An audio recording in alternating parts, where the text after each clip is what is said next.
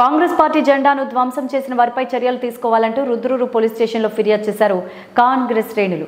రుద్రూరు మండలం అక్బర్ నగర్ గ్రామంలో మంగళవారం రాత్రి గుర్తు తెలియని వ్యక్తులు కాంగ్రెస్ పార్టీ జెండాను, ఫ్లెక్సీలను ధ్వంసం చేశారని, అలాంటి వారిని గుర్తించి వారిపై చర్యలు తీసుకోవాలంటూ బ్లాక్ కాంగ్రెస్ అధ్యక్షులు ఇందూరు చంద్రశేఖర్, మండల పార్టీ అధ్యక్షులు తోట అరుణ్ కుమార్, ఉపాధ్యక్షులు నగేష్ రుద్రూరు పోలీస్ స్టేషన్లో ఎస్ఐ మహేందర్కి ఫిర్యాదు చేశారు.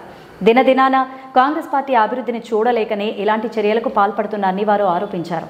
ధ్వంసం చేసిన వారిని వెంటనే గుర్తించి చర్యలు తీసుకోవాలని, లేని పక్షంలో ఆందోళన ఉధృతం చేస్తామని విలేకరుల సమావేశంలో ఇందూరు చంద్రశేఖర్ తెలిపారు.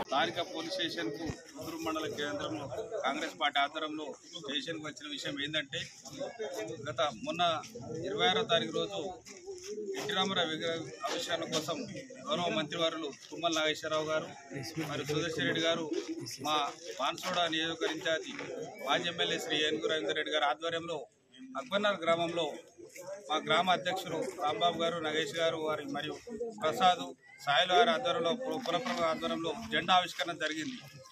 అది జరిగిన తర్వాత నిన్న సాయంత్రం గుర్తు తెలియని వ్యక్తులు కానీ, ఇతర పార్టీలకు చెందిన వ్యక్తులు కానీ, అసాంఘిక శక్తులు కానీ పార్టీ యొక్క జెండాను ధ్వంసం చేయడం జరిగింది.